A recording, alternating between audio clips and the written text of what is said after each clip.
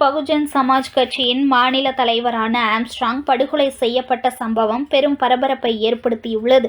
கடந்த சில மாதங்களுக்கு முன்பு கொலை செய்யப்பட்ட ஆற்காடு சுரேஷின் தம்பி இந்த வழக்கில் சரண்டர் ஆகியிருக்கும் நிலையில், ஆற்காடு சுரேஷ் கொலை செய்யப்பட்ட அதே பேட்டனில் ஆம்ஸ்ட்ராங்கும் கொலை செய்யப்பட்டு இருப்பதாக தகவல் வெளியாகி இருக்கிறது. பகுஜன் சமாஜ் கட்சியின் மாநில தலைவரான ஆம்ஸ்ட்ராங் நேற்று பெரம்பூர் பகுதியில் தான் வசிக்கும் வீட்டருகே இருந்தபோது படுகொலை செய்யப்பட்டார். 3 இருசக்கர வாகனங்களில் வந்த 6 பேர் கொண்ட மர்ம கும்பல் அவரை சரமாரியாக வெட்டி சாய்த்தது.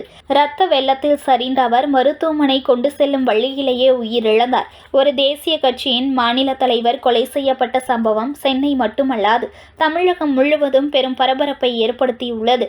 இந்த நிலையில் ஆம்ஸ்ட்ராங் கொலை சம்பவம் குறித்து காவல்துறையினர் விசாரணை நடத்தி வருகின்றனர்.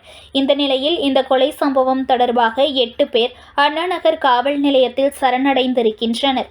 தற்போது ஆம்ஸ்ட்ராங்கின் கொலை சம்பவத்தை அடுத்து பெரம்பூர், செம்பியம் உள்ளிட்ட பல பகுதிகளில் பதற்றம் நிலவுவதால் அங்கு போலீசார் தீவிர கண்காணிப்பு பணியில் ஈடுபட்டு வருகின்றனர்.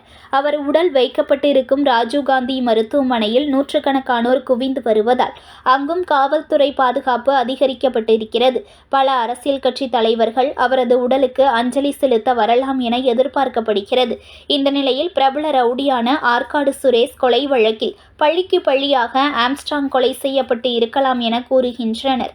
இந்த நிலையில் ஆற்காடு சுரேஷின் கொலையும் ஆம்ஸ்ட்ராங்கின் கொலையும் ஒரே மாதிரியாக இருந்திருக்கிறது. ஆயுதம் இல்லாமல் சாதாரணமாக பேசிக் கொண்டிருந்த ஆம்ஸ்ட்ராங்கை மர்ம கும்பல் சூழ்ந்து கொண்டு சரமாரியாக வெட்டி இருக்கிறது.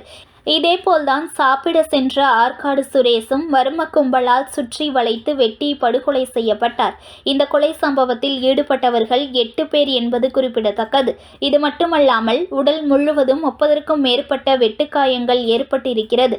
இவை அனைத்தும் மிக ஆழமாக பதிந்திருப்பதும் குறிப்பிடத்தக்கது.